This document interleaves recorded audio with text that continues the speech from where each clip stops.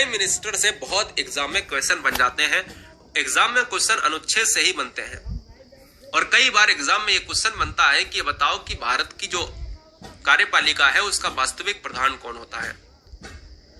तो संविधान में प्रधानमंत्री के निर्वाचन व नियुक्त के लिए कोई विशेष प्रक्रिया नहीं है। जी नहीं, कोई भी विशेष प्रक्रिया नहीं। लेकिन एक क्वेश्चन और इम्पोर्टेंट है, ये क्वेश्चन बहुत बार पूछा जाता है कि भारत के किस संविधान अनुच्छेद के द्वारा ये कहा गया है कि भारत में एक प्राइम मिनिस्टर होगा, प्रधानमंत्री होगा।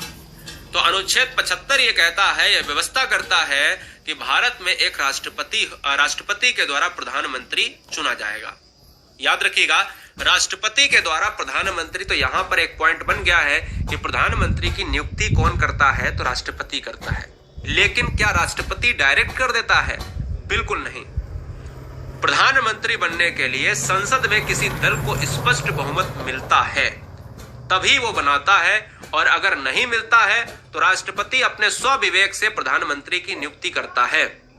वह सबसे बड़े दल का नेता या गठबंधन को सरकार बनाने हेतु आमंत्रित करता है और उन्हें 1 माह के भीतर संसद में विश्वास मत हासिल करने का आह्वान देता है, आश्वासन देता है, और ये कहता है कि अगर आपके पास पूरी तरीके से क्या है, सरकार बनाने के लिए इतने क्राइटेरिया में है, तो आप 1 महीने के अंदर संसद के अंदर विश्वास मत हासिल करिएगा, हम आपको प्रधानमंत्री बना देंगे।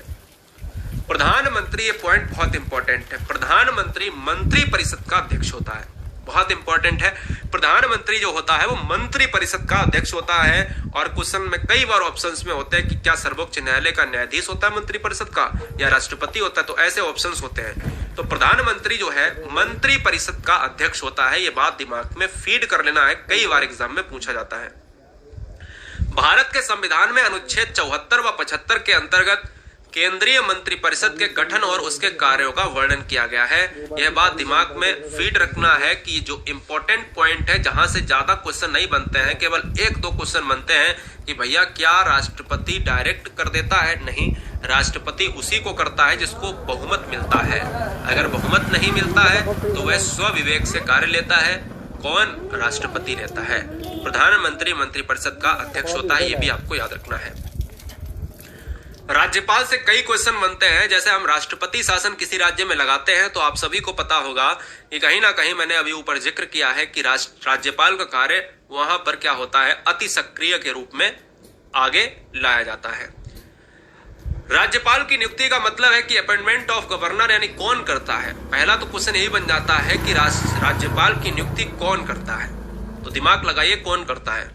तब तक मैं आगे बढ़ता हूं दोस्तों। तो भाग 6 में यह कहता है, और अनुच्छेद 153 से 167 के बीच में कहता है कि भारत का एक राज्यपाल होगा और राज्य की कार्यपालिका में जो प्रमुख होगा वो कौन होगा, वो गवर्नर होगा। याद रखिएगा, यानी भाग 6 में और भाग 6 के अतिरिक्त अनुच्छेद 153 से 167 के बीच में यह वर्णन किया गया है कि जो राज्य का जो सिस्टम है, राज्य किस तरीके से बैलेंस करेगा, राज्य किस तरीके से वर्क करेगा, वह पूरी तरीके से इतने अनुच्छेद के भीतर है। राज्यपाल कौन है? राज्य कार्यपालिका में प्रमुखता यानी मुख्य माना गया है। और वास्तविक कौन है?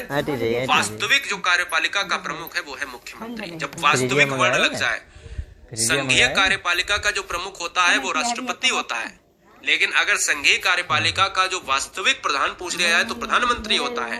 ऐसे ही राज्य कार्यपालिका का जो प्रमुख होता है वो राज्यपाल होता है। लेकिन कल को क्वेश्चन ये पूछ लिया जाए कि राज्य कार्यपालिका में वास्तविक प्रधान कौन होता है, तो वो होता है मुख्यमंत्री होता है। तो राज्य कार्यपालिका में मुख्यतः कौन कौन होते हैं? राज्यपाल, मुख्यमंत्री, मंत्रिपरिषद, राज्य का महाअधिवक्ता शामिल होते हैं। अनुच्छेद 154 में राज्यपाल कार्यपालिका का प्रधान होता है, और राज्यपाल कार्यपालिका का प्रधान तो होता है, लेकिन वास्तविक कार्यपालिका का प्रधान कौन होता है? मैं फिर से रिपीट करूंगा, तो सीएम होता है, यानी मुख्यमंत्री होता है। अतः वह यह कार्य स्वयं या अपने अधीनस्थों द्वारा करवाता है या कराता है। अनुच्छेद 162 ये कहता है कि राज्यपाल के कार्यपालिका जो शक्ति का विस्तार है वो राज्य सूची पर बने विधियों तक ही है। ठीक है, राज्य का शासन जो संचालन करता है वो राज्यपाल के नाम से होता है, लेकिन वह दोस्तों नाम मात्र का ही राज्यपाल होता है। जैसे नाम मात्र का ही एक शासन में बैठा हुआ सबसे ऊपर राष्ट्रपति होता है, और कार्य कौन करता है? सारे प्रधानमंत्री। और राज्य में क्या होता है? राज्यपाल जो है नाम मात्र का होता है, और संचालन कौन करता है?